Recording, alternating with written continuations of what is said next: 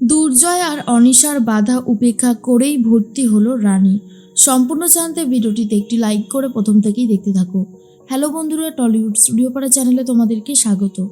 গল্পের শুরুতেই দেখা যায় যে রিতম বারবার করে ফোন করতে থাকে রানীকে, কিন্তু রানীকে আর ফোনে পাচ্ছে না। এর মধ্যেই দুর্জয়কে ফোন করবে বলে ঠিক করেছে, কিন্তু দুর্জয়ের ফোনটা সুইচড অফ। তারপরে অনিশার ফোনে ফোন করে আর বলে, আচ্ছা অনিশা, তোমার কাছে দুর্জয় আছে, তাহলে এখন একটু ফোনটা ওকে দেবে। তখনই অনিশা বলে, কেন গো রিতম দা, তোমরা যদি এইরকমভাবে বারবার করে ওর বাড়ির লোক হয়ে ওকে ফোন করো, তাহলে তো ওর কাজে কনসেন্ট্রেশন করতেও অসুবিধা হবে, তাই না? আর এটা কতটা একটা মাথা ঠান্ডা করে রাখার মতন কাজ জানো তো, কারণ এই একটা যদি ভুল হয়ে যায় না, পেশেন্টের জীবন মরণ প্রশ্ন আর আমাদের নার্সিংহোমের রেপুটেশন। তাই আমি কোনোভাবেই দুর্জয়কে এত মেন্টাল চাপ দিতে আমি পারবো না। কি হয়েছে আমাকে বলো, নিশ্চয়ই রানীর কোনো ব্যাপার বলবে, তাই তো? আর রানী তো নিজের হাজবেন্ড, নিজের শাশুড়ি মার কথা পরোয়া না করেই চলে গেছে কলেজে ভর্তি হতে, কিন্তু এটা কি ও ঠিক করেছে বলো তো? রিতম তখন বলে, রানীর এটা স্বপ্ন অনিশা, আর স্বপ্ন পূরণ করতে গেলে একটু তো বাধা আসবেই, তাই না? আর অনিশা তখন বলে, হতে পারে সেটা, কিন্তু আমি কোনোভাবেই এখন দুর্জয়কে ফোনটা দিতে পারবো না গো, সরি। এই বলেই ফোনটা কেটে দেয়। অন্যদিকে অটোওয়ালা তখন বলে, আচ্ছা ম্যাডাম, আপনি কোথায় যাবেন বললেন? রানী তখন বলে, আমি মেডিকেল কলেজ যাব, একটু তাড়াতাড়ি যাবেন দাদা, আমার আজকেই শেষ দিন ভর্তি হওয়ার জন্য। আর তখনই সেই লোকটা বলে, আচ্ছা ম্যাডাম। এরপর তো জোরে জোরে চালাতে থাকে, আর তখনই রানীর পেটে তো অসুবিধা হয়, কারণ ঝাঁকুনি লাগতে থাকে রাস্তার।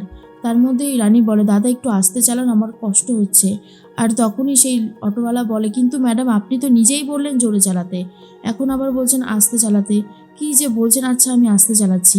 রানী তখন বলে, না না, আপনি আপনার মতো করে চালান, আসলে ঝাঁকানি হলে আমার খুব কষ্ট হয়, তো তাই বললাম। অটোওয়ালা বলে, আচ্ছা আচ্ছা। এর মধ্যেই মেডিকেল কলেজে ডাকা হচ্ছে রানী দেবরায়কে, জোরে চিৎকার করে করে ডাকতে থাকে। মাইক যেহেতু বাইরে লাগানো রয়েছে, তাই বাইরে দাঁড়িয়ে দাঁড়িয়ে রিতমও শুনতে পায়। রিতম মনে মনে ভাবে, এবার কি হবে? রানীর নাম তো ডাকছে, এরপর তো ক্যান্সেল করে দেবে। হে ভগবান, এখনও মেয়েটা এসে পৌঁছালো না। আর তখনই রানীর জন্য অ্যাডমিশন ক্লোজ করে দেওয়া হয়। আর এর মধ্যেই রানী অটো নিয়ে চলে এসেছে ভিতরে। আর তখনই রিতম বলে, রানী তুমি এসেছো এতক্ষণে? রিতমকে রানী বলে, হ্যাঁ, আমাকে ভর্তি হতে যেতে হবে। রিতম বলে, তাড়াতাড়ি যাওয়ার হবে কিনা সন্দেহ আছে। আর ওনারা তো তোমার নাম ডাকলো, কিন্তু আবার বললো ক্লোজ হয়ে গেছে, যাও যাও যাও। এরপর রানী এসে রিকোয়েস্ট করতে থাকে, স্যার আমার একটা বছর না হলে নষ্ট হয়ে যাবে, আমাকে ভর্তিটা নিয়ে নিন না। তখন সে বলে, হবে না, 4:05 হয়ে গেছে, 4টে পর্যন্ত টাইম ছিল। তখন রানী খুবই কান্নাকাটি করতে থাকে আর বলে, প্লিজ স্যার, আমি হাত জোর করে রিকোয়েস্ট করছি স্যার। তখনই একজন স্যার এসে বলে, ঠিক আছে, আপনাকে ভর্তি নেওয়া হবে, 5 মিনিটের তো ডিলে হয়েছে, কোনো অসুবিধা নেই, ভর্তি নিয়ে নিন। এরপর রানীর ভর্তিটা হয়ে যাচ্ছে, আর তখন রিতমও রয়েছে সাথে। রিতম আর রানী দুজনেই খুব খুশি হয়ে যায়। আর এর মধ্যেই রানী বাইরে গিয়ে টিফিন খেতে শুরু করে দিয়েছে। রিতম তখন দেবুকে ফোন করে বলে, শোনো, কাকিমণিকে বলে দাও যে রানী একদম ভালোভাবে ভর্তি হয়ে গেছে, ও আমার সাথেই আছে, আমি ওকে নিয়ে বাড়িতে ফিরে যাচ্ছি, ঠিক আছে? মনে করে বলে দাও কিন্তু।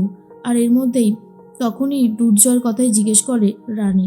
রিতম বলে, আরে দুর্জয়ের ফোনটা তো সুইচ অফ হয়ে রয়েছে, অনেকবারই ফোন করলাম, কিন্তু তাতে কোনো লাভ হলো না, কোনোভাবেই আর ওকে ফোনে পেলাম না।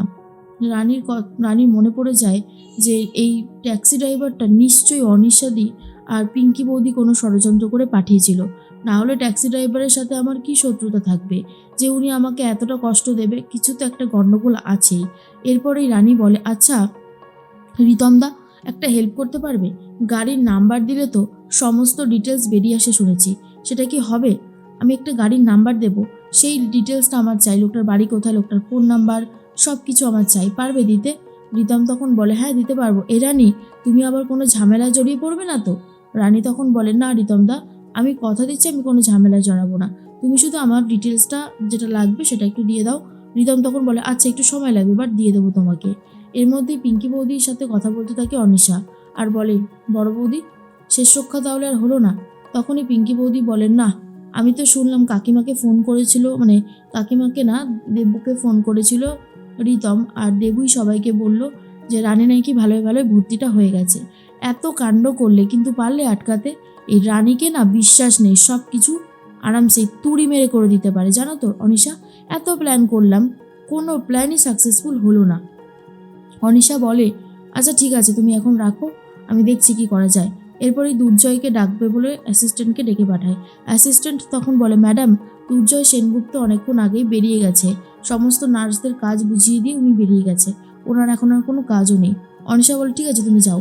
এদিকে রানীও বাড়িতে চলে এসেছে আর শুক্লার সাথে কথা বলতে থাকে আর বলে, মা এমন করো না, তোমার ছেলে একটু পরে এসেই আমাকে খুব কথা শোনাবে। তুমি অন্তত আমার সাথে একটু ভালোভাবে কথা বলো। আমি তোমাকে খুব ভালোবাসি জানো। জেঠুমণি বলে, তুমি যে ভর্তি হতে পেরেছো এটাই অনেক। আমরা তো সত্যি খুব চিন্তা করছিলাম তোমাকে নিয়ে। শোনো না রানী, এরপর তো ক্লাস শুরু হয়ে যাবে। তোমাকে আমি গাড়িতে করে দিয়ে আসবো। আমার গাড়িটা তো গ্যারেজেই পড়ে থাকে। আর আসার সময় না হয় রিতম তোমাকে নিয়ে আসবে অফিস থেকে আসার সময়। তখনই জেঠিমণি বলে, কেন, রানীর তো জেঠিমণিও আছে নাকি নেই?